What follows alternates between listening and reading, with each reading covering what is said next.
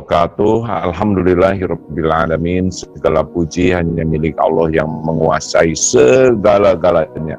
Tidak ada satupun kecuali segalanya adalah ciptaan Allah, segala-galanya milik Allah, segala-galanya diurus oleh Allah, segala-galanya dikuasai oleh Allah.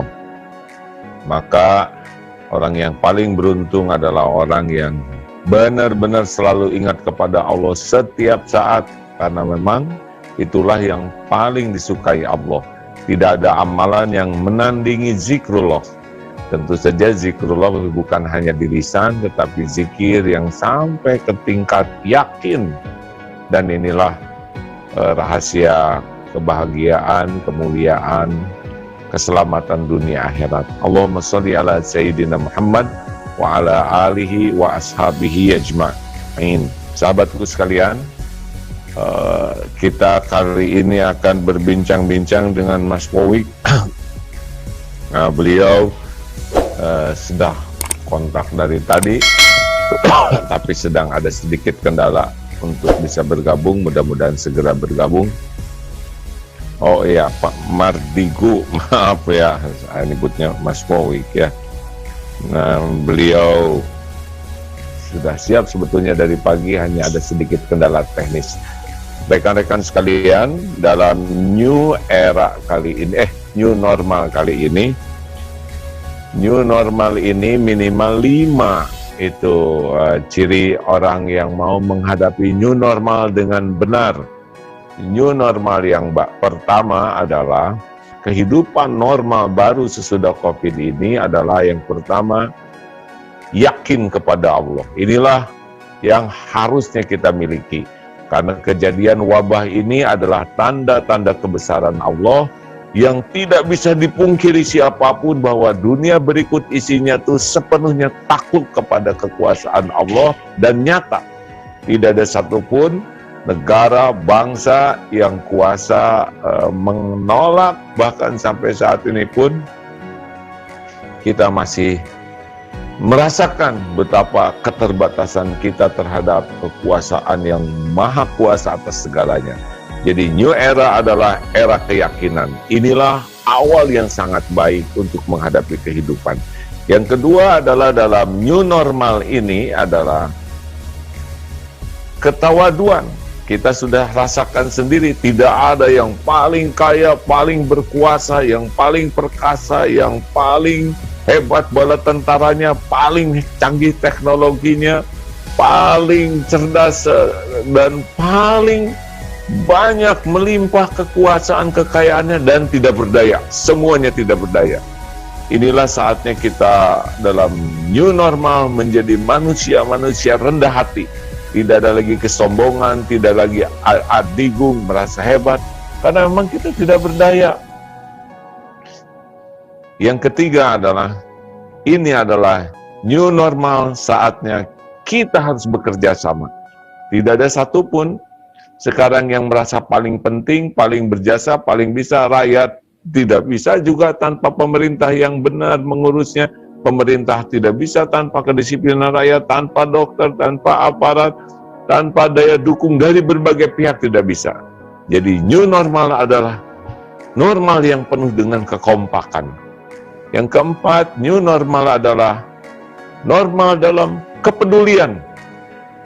Terbukti sekarang ya, bahwa hanya dengan saling peduli, kita peduli kepada perjuangan pengorbanan dokter, kita peduli kepada saudara-saudara kita yang sangat lapar, tidak punya pangan, kita juga peduli kepada aparat yang harus jaga di jalan, kita peduli kepada segala-gala binatang yang juga lapar.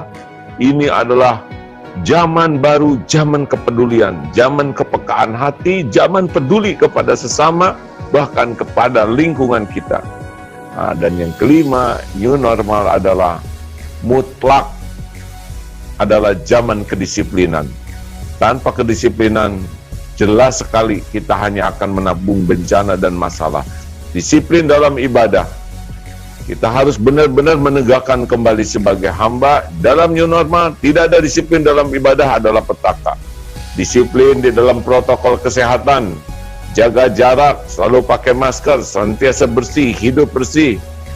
Disiplin di dalam benar-benar berkarya. Walaupun situasi seperti ini, kita harus kreatif. Tidak boleh kita menjadi lemah. Tanpa kedisiplinan, kita tidak akan bisa mendapatkan banyak hal kecuali mendapatkan kerugian. Andai kata kita hidup dengan keyakinan, dengan ketawaduan, dengan kekompakan, dengan kepedulian, dan dengan kedisiplinan, semoga kehidupan normal baru ini akan jauh lebih berkah. Wallahu alam. Itulah prolognya. Pak Mardiko juga punya new normalnya. Bagaimana Pak Faruk? Sedang dicoba pakai laptop, tadi menggunakan HP belum bisa. Oh iya. Baik, semuanya memang sedang diikhtiarkan, Masya Allah. Baik rekan-rekan sekalian, mudah-mudahan kita tidak gagap dan gugup dalam kehidupan yang serba kurang jelas seperti sekarang ini. Kita harus tetap mengutamakan hal yang terpenting dalam Islam, yaitu keselamatan, ya. Jangan sampai kita menjadi konyol, karena keselamatan jiwa adalah prioritas utama dalam ajaran Islam. Terlepas kita akan ditakdirkan sakit atau meninggal, dan kita juga tidak boleh membiasakan hidup ikut-ikutan, karena orang lain mulai turun, mulai rame, lalu kita ikut-ikutan, baru akan terasa nanti kalau na'udzubillah, kalau ada yang kena. Kemarin sedih sekali melihat bagaimana yang sakit tidak bisa ditengok, dan yang meninggal pun ternyata tidak bisa seperti biasanya, sehingga ada kejadian yang harus dikeluarkan dari ruang jenazah, dan tentu semua ini karena ingin kebaikan. Tetapi ini menunjukkan bahwa betapa ujian ini akan menjadi lebih berat kalau kena, ya. Kalau tidak kena, belum kena, mungkin kita masih menganggap remeh. Juga mendengar dari yang sudah pernah terkena dan menceritakan bahwa ya sangat tidak mudah itu kalau sudah terkena positif, baik secara psikologis dirinya, baik secara fisiknya juga tidak bisa normal kembali, juga secara hubungan dengan lingkungan, dengan keluarga, dengan masyarakat, karena walaupun sudah sembuh tetap akan ada kecurigaan, carrier dan sebagainya. Jadi memang langkah kita menjauhi potensi kita terkena wabah ini harus menjadi prioritas utama. Terlepas dari takdir Allah kita kena atau tidak, ya, tetapi ikhtiar yang optimal. Dalilnya adalah ihris ala ma yanfa'uk wasta'in billah wala ta'jaz. Berantusiaslah, bersungguh-sungguhlah dengan apa yang bermanfaat bagimu. Ya, hidup sehat adalah bermanfaat. Wasta'in billah, dan mintalah tolong kepada Allah, wala ta'jaz, dan janganlah kamu bersikap lemah. Ya, itulah prolog perjumpaan kita kali ini. Bagaimana Pak? Ada kendala lagi? Pak Mardikunya dari tadi sudah memberi. Sedang dicoba, sedang dicoba. Mudah-mudahan sekarang bisa. Coba, ya. Sudah ada kontak lagi? Sudah. Ya, terima kasih sahabat-sahabatku sekalian. Jangan ikut-ikutan untuk meniru sesuatu yang tidak benar, ya. Jangan sampai kita lihat orang keluar rame-rame, kita keluar, orang ke pasar, kita ke pasar.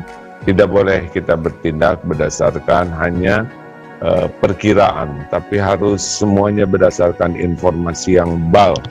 Memang sejujurnya kita sedih bahwa ya keadaannya seperti ini, kadang simpang siur, tetapi kita tidak bisa bersandar kepada kesimpang siuran ini sehingga kita bertindak konyol. Sahabat-sahabatku yang baik, tetap kreatif, gunakan waktu ini sebaik-baiknya. Jangan sampai kita kehilangan iman dan imun. Ini penting ini. Kemarin membaca tulisan Mas Amri, tetaplah berolahraga sambil menguatkan iman dan imun. Iman dikuatkan dengan memperbanyak zikrullah, ketaatan, dan imun. Tentu saja diantaranya dengan menjaga makanan, menjaga istirahat yang proporsional, menjaga olahraga, dan menjaga hati. Karena ternyata daya tahan tubuh kita, imunitas kita cepat ngedropnya andai kata hati kita tidak terjaga alias sering stres. Ya, mudah-mudahan kita semakin terampil memanage pikiran, perasaan kita sehingga dengan izin Allah iman dan imun kita tetap kuat. Jam 5:30. Sebentar, saya harus ngecek nih, kasihan karena saya coba telepon dulu ya kawan-kawan. Ya, jadi setiap kajian pagi kita upayakan variatif. Siapa yang kira-kira AA kenal, AA undang bicara, dan mungkin besok lusa dari Korea ya, mudah-mudahan besok dengan Korea. Besok atau lusa Duta Besar Korea Pak Umar Hadi itu juga sahabat ya, teman lama. Kemarin kontak karena Korea itu termasuk yang sangat bagus penanganannya, tapi baru sehari dibuka dengan new normal, ternyata langsung ditutup lagi. Mungkin kalau kita mendengar langsung kisah dari sana akan banyak hikmah yang didapat. Yang jelas bahwa semua kecerdasan, semua kehebatan dari setiap orang diuji dengan situasi ini. Nampak sekali kelemahan, kebodohan, kekurangan, ketidakberdayaan kita. Nah, ini mudah-mudahan membuat kita semakin merunduk, semakin yakin kepada Allah. Dan ini adalah hal yang terpenting. Jadi kalau dari kajian ketauhidan, apa sih yang paling penting dari adanya wabah ini? Ya, yang paling penting dari wabah ini adalah kita jadi sangat mengenal dan meyakini, tambah yakin akan kekuasaan Allah Subhanahu wa Ta'ala, akan kemahakuasaannya atas segala-galanya. Nah, ini yang paling utama. Yang kedua yaitu makin merunduk kita. Kalau ke Allahnya makin yakin, kita juga semakin yakin tentang kehambaan diri kita. Masih ingat hamba itu apa? Satu, la haula wala quwata illa billah. Kita ini yakin bahwa kita tidak berdaya tanpa dikuatkan Allah. Yang kedua, kita ini jahil, tidak tahu apa-apa kecuali dengan ilmu dan bimbingan Allah. Yang ketiga, kita ini fakir, tidak punya apapun dari awal sampai akhir kecuali cuma yang dititipkan Allah. Dan yang keempat, ya, kita ini punya dosa dan maksiat yang ditutupi Allah dan diberi kesempatan tobat, dan Allah Maha Mengampuni. Kalau kita berhasil menemukan kemahabesaran Allah dan juga kehambaan diri kita, insya Allah banyak berkah dari adanya wabah ini. Tapi kalau sebaliknya, makin bahaya. Nauzubillah min dzalik. Sepertinya ada kendala ya, Pak Faruk? Ya, sedang dicoba lagi ya. Punten Ya. semuanya. Ada kontak lagi? Sedang via WA. Oke, ya. Ya, memang begitu, niat sudah ada, ikhtiar juga sudah maksimal, tapi terkadang ada ujian yang tidak diduga, yang biasa-biasanya lancar, tapi kalau waktunya diuji, ya beginilah. Dan kita tidak usah panik, tidak usah heboh, tidak usah riweh. Kita manfaatkan kalau nasi jadi bubur, bagaimana bubur jadi bubur ayam spesial. Kita terus bergerak mencari solusi yang manfaat. Baik, ada beberapa pertanyaan Pak Faruk sampai kita nunggu. Nah, ya juga ada pertanyaan A. Coba Pak Faruk bacakan, punten. Bentar, dipilih dulu. Ya. Tadi Siap, sedang masuk katanya. Ya. ini dari Kang Agus dari YouTube Pak ya, Kang Agus Salim. Ya. Kang Agus Salim tentang COVID ini tetap jadi pertanyaan ujung-ujung langsung, tapi bagaimana kalau wabah ini sebenarnya dibuat dan diciptakan manusia secara menyengaja untuk kepentingan bisnis pada kelompoknya? Alhamdulillah beliau sudah gabung. Suara gimana suara? Punten. Ya bagus. Assalamualaikum warahmatullahi wabarakatuh. Terima kasih, perjuangan dulu sedikit ya. Apa kabar? Alhamdulillah. Mas? Alhamdulillah. Ya, manggilnya apa nih? Mas Bowik, Mas Bosman, Mas Madigu apaan nih bagusnya? Udah Terima kenal. kasih atas Ya. Terima kasih atas. Ya, Wowi aja. Oh, nggak apa-apa ya, karena kita terima kasih atas kebersamaannya. Maaf ini baru kemarin kontak-kontaknya habis, katanya siapa nih yang ya udah Mas Wowi ya siap. Kebetulan ada keadaan juga udah lama dapat kiriman-kirimannya. Siap. Jadi waktu kita cuma sampai jam 6, nggak apa-apa nih ya. Nggak apa-apa, santai. Ya sehat Mas. Alhamdulillah. Apa kabar? Alhamdulillah sehat, seperti biasa ditemani bunga ini. Pohon. Gimana Mas, ini bisa menikmati episode wabah ini? Yang jelas saya belum pernah seumur-umur 3 bulan berada di rumah bersama keluarga. Ini ya syukuri, karena benar-benar selama sekian puluh tahun berbisnis, bekerja, ini adalah barokah dari sisi lain, karena mengenal sisi lain dari keluarga, dari anak, dari rumah sendiri bahkan. Berarti wabah ini bagian dari karunia bagi orang yang bisa mengambil hikmah ya. Amin. Apa aja kira-kira hikmah yang bisa didapat dari wabah ini? Saat ini kalau boleh jujur, secara pribadi saya itu melihat banyak perubahan yang ke arah positif dari sisi bisnis, tapi ya. Apa-apa, bebas dari mana aja. Dan karena memang sejak 3 tahun terakhir saya memang memfokuskan di dunia digital. Jadi entah mengapa ini masalah COVID ini menjadi kayak windfall. Jadi benar. Jadi windfall itu dalam artian yang tadinya misalnya omsetnya 10 gitu ya jadi 12, jadi 13 gitu ya.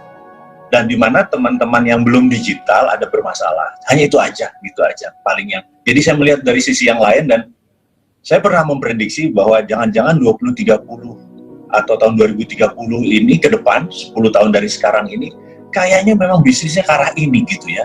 Jadi kita jadi kecepatan aja nih, yang harusnya mungkin tahun 2022, 2023 gitu ya, total dipaksa sekarang gitu ya, kita dipaksa dewasa gitu. Menarik bagi saya. Oh, menarik ya, karena memang kan cara berpikir Mas Wowik ini out of the box ya. memang banyak hikmah lah, pasti kalau Allah menakdirkan sesuatu itu pasti kebaikan kok. Tinggal jeli atau tidak kita bisa melihatnya. Oh, jadi Mas Wowik lihat yang positifnya itu adalah diantaranya bab digital ini ya. Betul. Ya, termasuk kita sekarang sedang berdigitalan ini ya. Betul. Kalau nggak kita akan ke tempat AA itu bisa 2 jam gitu ya kita nyetir. Gitu. Iya, dan ketemuannya juga cuma beberapa menit, lagi susah. Kayak dulu waktu ketemuan di Alatif ya.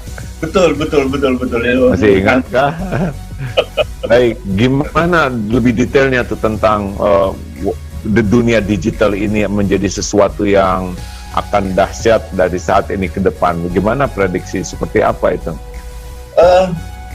Tadinya saya melihat bahwa ketika 5G ada di Indonesia, kira-kira tahun 2022, ini prediksi ya punten, jadi Bebas. 2019 saya melihat 2019 ini kayaknya 2022 2023 ini dunia akan menjadi digital, karena 5G kan kecepatannya bisa hampir 10-20 kali dari 4G gitu ya, sehingga bisa melakukan, misalnya kalau dunia kedokteran bisa melakukan operasi, dokternya di Singapura, pasiennya di Papua, itu bisa dilakukan gitu ya.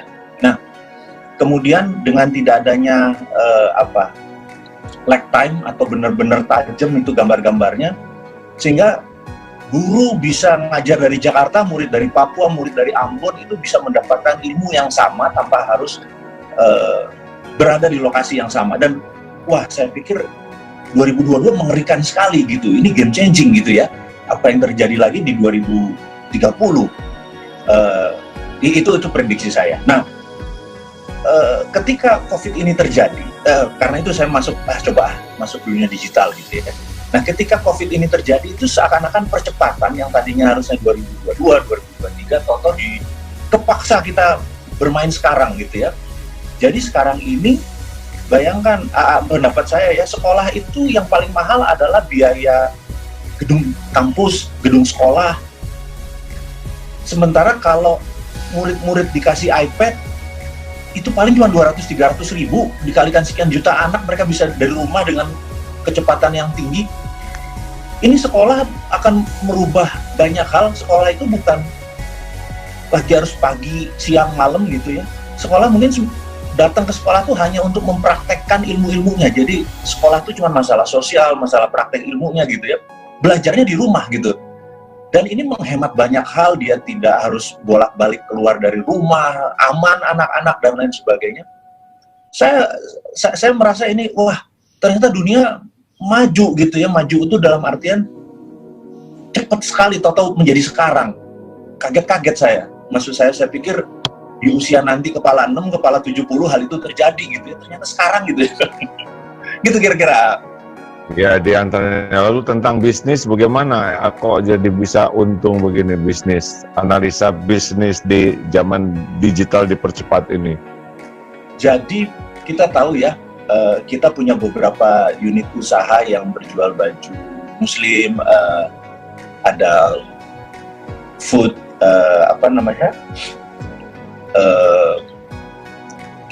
saya lupa lagi ini. Jadi satu hari lah. Ya. Jadi contoh ini ya, baju muslim ya. Satu hari dulu kita menjual sekitar 500 baju muslim, cowok-cewek gitu ya. Nah, ketika kena PSBB itu kan Tanah Abang tutup.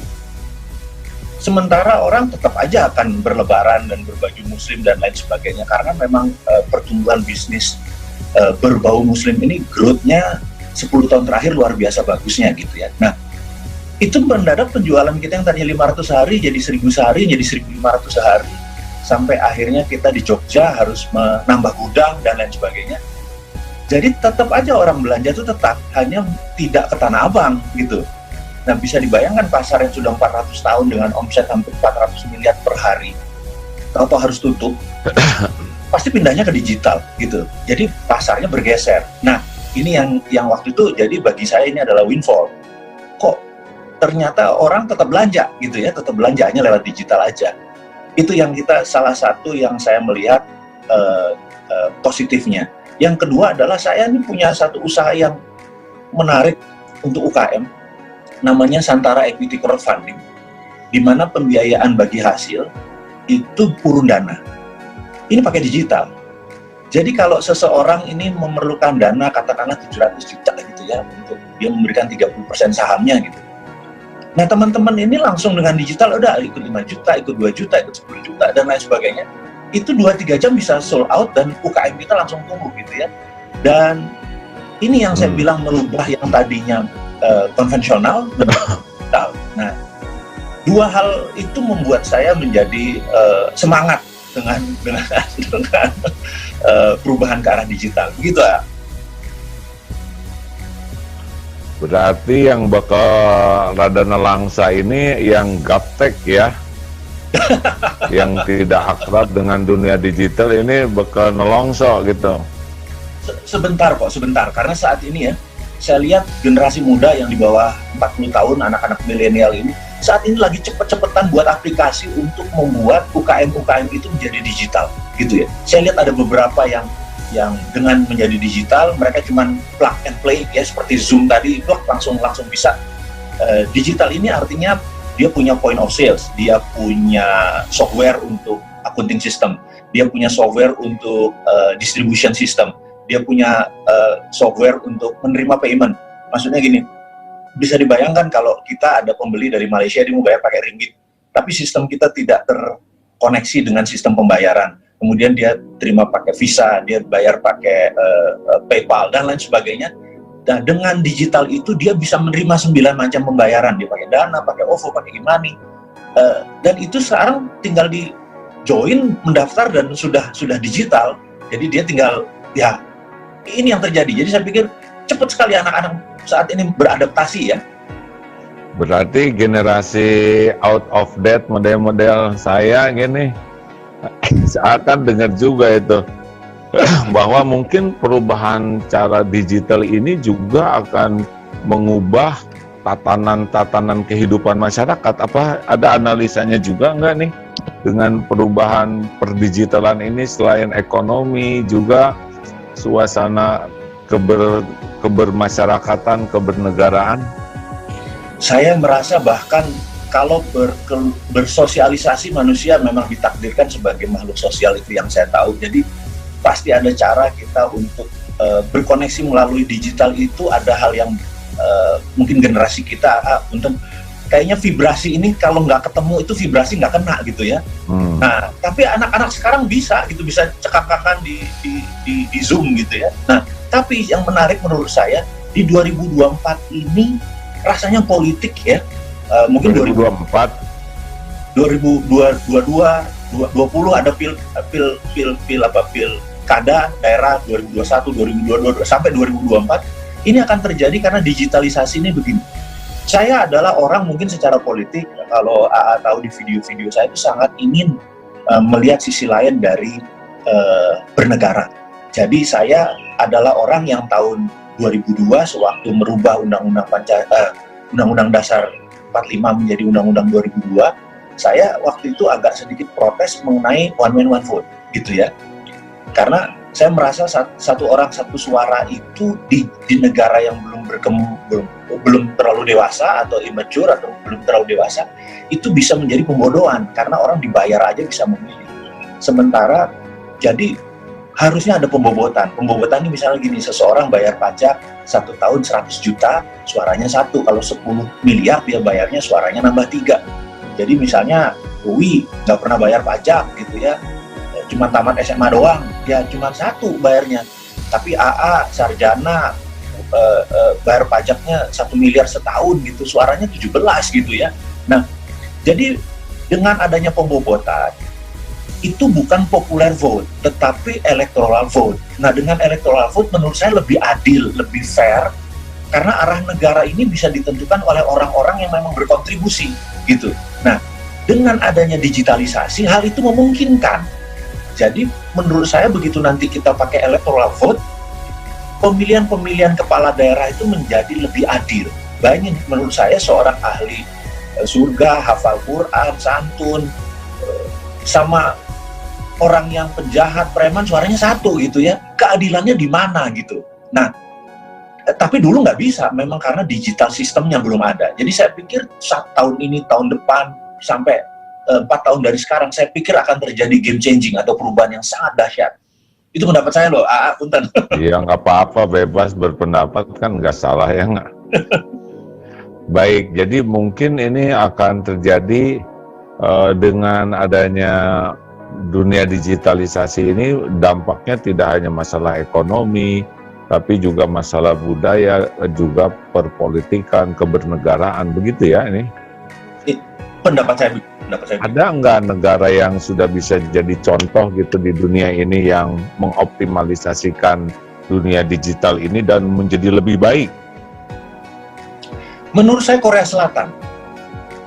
Jadi menurut saya kalau secara informasi, IT system, mungkin 99% wilayah Korea Selatan itu sudah 5G kali ya, sehingga komunikasi di sana nggak ada putusnya, sehingga bahkan tingkat kriminal itu bisa turun karena kamera ada di mana-mana. Jadi terang malam, pagi, siang, malam, kejahatan itu di Korea Selatan udah rendah sekali. Gimana enggak orang kamera ada di mana-mana, karena tidak ada lack of time atau tidak ada space yang kosong. Semua di cover oleh kamera, terutama di daerah-daerah publik dan daerah-daerah kriminal. Dan bagi pendapat bernegara, bagi kita yang bernegara itu, faktor keamanan inilah yang membuat kita tuh nyaman. Jam 12 malam pulang kerja, cewek pulang ke rumah nggak ada rasa takut gitu ya, nggak ada rasa cemas, karena semua ada mata yang mengawasi, yaitu mata security, kepolisian dan lain sebagainya. Nah, menurut saya Korea Selatan. Oh, jadi dampak dari digitalisasi juga sampai ke tingkat keamanan gitu ya, kenyamanan ya. Wah, ini menarik ini. Terus apa kendalanya di negeri kita kira-kira efek digital ini, yang positif dan yang negatifnya nih? Selalu ada dua sisi ya. Kita hari ini semangat aja yang positif aja gitu. Jadi kalau menurut saya pada saat belum bisa diterapkannya karena memang teknologi 5G itu agak mahal. Gitu, infrastrukturnya benar-benar harus dimulai dari nol lagi, bukan 5G, 4G langsung jadi 5G. Jadi saya membicarakan ini adalah dunia digital dengan berbasis 5G ya. Nggak cepat. Jadi menurut saya mungkin 2022 kita karena terhalang corona dan lain sebagainya. Tapi kalau izin, beberapa perusahaan sudah rasanya memegang ya untuk percepatan. Jadi salah satunya mudah-mudahan AA yang megang gitu ya, supaya dakwah lebih ke daerah. Oh gitu ya, ya. Jadi sekarang ini lebih fokus ke ini nih. Kenapa suka kritis sekali? Sebenarnya nggak kritis. Jadi sebenarnya gini, saya itu panjang kehidupan memahami tentang bela negara gitu ya. Nah, kami atau saya dulu belajar bukan dari posisi yang umum. Jadi kami belajar dari threat analysis. Jadi orang di dalam menganalisa itu ada yang berdasarkan dari sisi optimis, sisi realistis gitu ya. Orang seperti saya ini berangkat dari threat analysis, selalu lihat dari skenario terburuk. Kalau hal terburuk bisa kita handle, maka yang bagus mah nggak usah wayai ngono gitu ya bahasa Jawanya gitu ya. Nah, karena itu saya melihat beberapa tahun ini menggunakan pendekatannya optimis. Saya cuma bilang sekali-sekali melihat dari sisi threat analysis dan diselesaikan ya threat analisisnya. Nah, saya merasa beberapa keputusan, pendapat pribadi nih, beberapa keputusan itu arahnya ancaman gitu. Jadi ya kita mengingatkan saja, bukannya harus memaksakan kehendak, mengingatkan saja bahwa kalau begini rupiah 17.000 nih gitu. Pendekatannya, pemahamannya begini. Kalau keputusan kebijakan luar negerinya begini, negara ini akan begini gitu dan lain sebagainya. Jadi saya cuman mengkritisi itu tidak semua bagian. Yang saya kritisi biasanya masalah ekonomi. Dan dunia saya yang tahu banyak adalah dunia oil and gas. Jadi dua itu, tapi ujung-ujungnya tetap ekonomi gitu ya. Jadi punten, kadang-kadang saya malah pengen, ayo duduk, ini loh muscle knowledge-nya gitu ya. Ya. Itu tuh ada ilmunya gitu, menganalisa atau ilmu perasaan atau penerawangan atau apa gitu. Nggak ada. Jadi ilmu di dalam threat analysis itu selalu melihat adalah bagaimana tindakan itu membuat negara itu utuh. Jadi kita ingin negara kita NKRI ini utuh. Misalnya nih ya, di Departemen Pertahanan harusnya ada divisi yang namanya Badan Intelijen Pertahanan atau BIP, atau dalam bahasa Inggrisnya adalah Defense Intelligence Agency. Di Indonesia ini tidak punya BIP, Badan Intelijen Pertahanan. Berbeda dengan BAIS, di mana dia lebih ke militer, berbeda dengan BIN, di mana dia adalah tool untuk intelijen bernegara, tapi defense, pertahanan harusnya ada. Nah, usul-usulan seperti begini terkadang membuat kebijakan-kebijakan karena tidak ada pendekatan dari kacamata pertahanan. Jadi kadang-kadang misalnya kehadiran tenaga kerja asing itu positif atau negatif? Itu menimbulkan polemik tanpa ada keputusan-keputusan strategik dari kacamata intelijen pertahanan, atau masuk pendapat beberapa pejabat ini aman, tapi orang seperti saya bilang enggak gitu ya. Nah, ya karena saya menganalisanya dari Badan Intelijen Pertahanan. Jadi sendi-sendi bernegara itu harusnya lengkap. Di mana saat ini pendapat saya adalah Ipolexos Budhankam, ideologi politik, sosial ekonomi, budaya, pertahanan, dan keamanan ini 70%-nya politik. Di Indonesia terlalu berpolitik, gitu. Ini harusnya balance. Ada 7 pilar bernegara itu harusnya balance.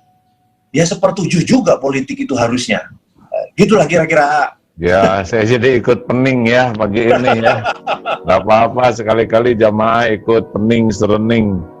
Nah, tetapi memang sengaja mengajak Mas Wowi ini ngobrol supaya banyak input-input baru dari berbagai pihak. Besok insya Allah Pak Umar Hadi, Dubes Korea mau undang juga nih ngobrol. Nyambung dengan cerita ini ya. Jadi Mas Wowi itu bahwa menganalisa itu berdasarkan data atau apa tuh yang paling penting? Data yang kita dapat biasanya ada data lapangan, dan yang paling tersering adalah pendapat dari para ahli.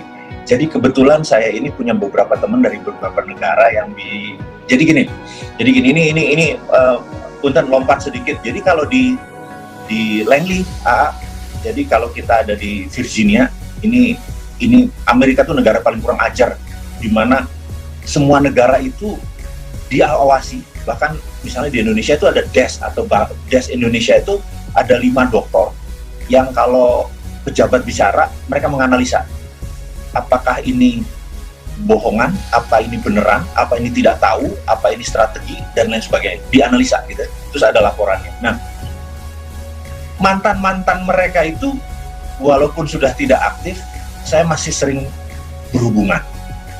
Terus juga dari Malaysia, dari Filipina gitu, karena dulu sewaktu saya masih aktif di lembaga-lembaga tertentu itu mereka masih menjabat. Nah, data-data dari kacamata mereka kemudian ditambah dari berita-berita internasional. Jadi setiap hari saya nonton CNN, Bloomberg, Fox gitu ya, terus Russian Today. Kita melihat dunia memandang Indonesia bagaimana gitu. Kadang-kadang ini menakutkan dari kacamata itu, karena itu kita mengingatkan gitu. Saya sih merasa kayaknya di lingkaran pejabat negara yang seteliti itu atau seperduli itu sama saya kayaknya nggak terlalu banyak. Jadi saya ya udah bunyi aja lewat udara gitu. Data-datanya pasti data lapangan, pasti valid. Ya, berarti tidak asbun lah ya, tidak asal bunyi, tidak berani ya. Nah, ngomong-ngomong, sudah ada yang negur belum ini? Sudah ada yang mengingatkan, hei jangan banyak bunyi, jangan banyak itu. Teman-teman malah arahnya jangan personal, cuman itu aja. Jadi jangan personal, karena kalau personal itu ada undang-undangnya gitu ya. Nah karena itu kita ngomongnya global, kita ngomongnya tidak menyinggung individu.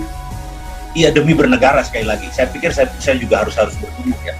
Karena itu mulai mungkin sejak 2 bulan terakhir saya tidak pernah menyebutkan organisasinya atau namanya yang dimirip-miripkan, lebih enak global. Tapi tujuannya ini bukan untuk mengkritik negatif. Tujuannya adalah kecintaan kita, cara berkontribusinya begitu gitu ya.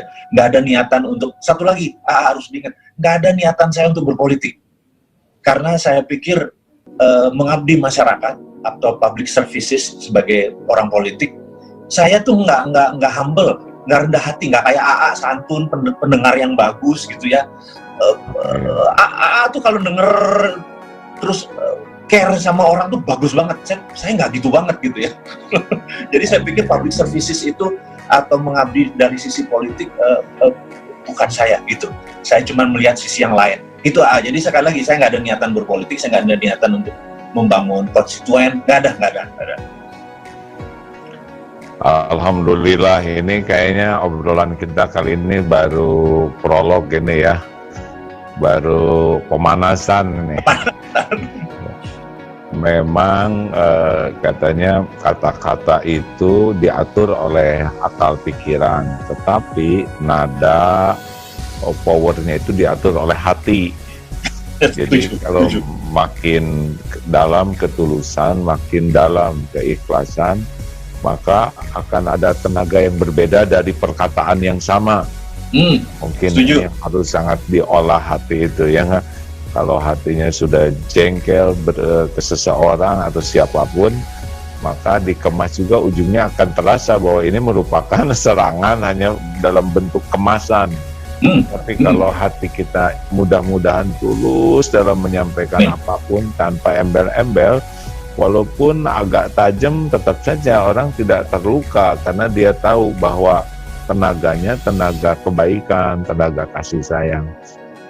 Inilah sekelumit ilmu yang pernah dipelajari bahwa emang intinya nggak bisa bohong dari hati gitu ya. Nah mudah-mudahan banyaknya data, banyaknya input yang akurat. Kalau di pesantren disebutnya BAL, benar, akurat, lengkap. Nah ini akan kontribusi yang baik karena rasa sangat perlu gitu ya negeri ini dari berbagai sisi pemikiran, tapi ya ini itu ketulusan ini untuk kebaikan bersama. Setuju. Itu jujur saya berterima kasih mengajarkan bahwa kebenaran yang paling benar adalah kebenaran yang tidak menyinggung. Kebenaran yang paling benar adalah kebenaran yang tidak menohok gitu ya. Nah, itu saya harus belajar. Ternyata tidak menohok itu adalah selalu mengingatkan berkali-kali adalah hatinya harus tulus. Dan nada suara saya kadang-kadang kan masih menyerang karena masih marah gitu kan. Untuk jadi ikhlas itu saya rubah. Insya Allah ke depan saya lebih baik. Amin. Jadi ke depan kita mau ngobrol lagi gini, minatkah? Insya Allah. Yang saya bisa punten. Minatkah bicara sama orang yang pengetahuannya terbatas ini. Justru senangnya mengundang banyak orang karena bisa mendengar ilmu lebih banyak. Masya Allah, Alhamdulillah. Alhamdulillah. Mas Bobi, kita sudah lewat 1 menit, minta maaf, tapi kita sambunglah ke depan ya. Terima kasih banyak, ini sangat tercerahkan juga para pemirsa, pendengar, bahwa hikmah di balik wabah ini sangat banyak, termasuk ternyata dunia digital. Yang kedua, kita pun harus punya sudut pandang yang beragam, yang terutama kita bisa menganalisa resiko tertinggi ya, sehingga kalau kita bisa menganalisa resiko tertinggi, kita bisa lebih bijak menyikapi keadaan. Dan yang terakhir itu bahwa kita harus memberikan masukan ke negara ini dalam berbagai sisi ya, dengan niat yang tulus. Insya Allah Allah menerima jadi amal. Mas matur suwun, kula ngaturaken matur suwun sangat inggih. Assalamualaikum warahmatullahi wabarakatuh. Waalaikumsalam warahmatullahi wabarakatuh. Jangan dulu kemana-mana, sahabat sekalian. Kita tutup dengan doa majelis. Subhanakallahumma bihamdik, asyhadu alla ilaha illa anta, astaghfiruka wa atubu ilaik. Assalamualaikum warahmatullahi wabarakatuh.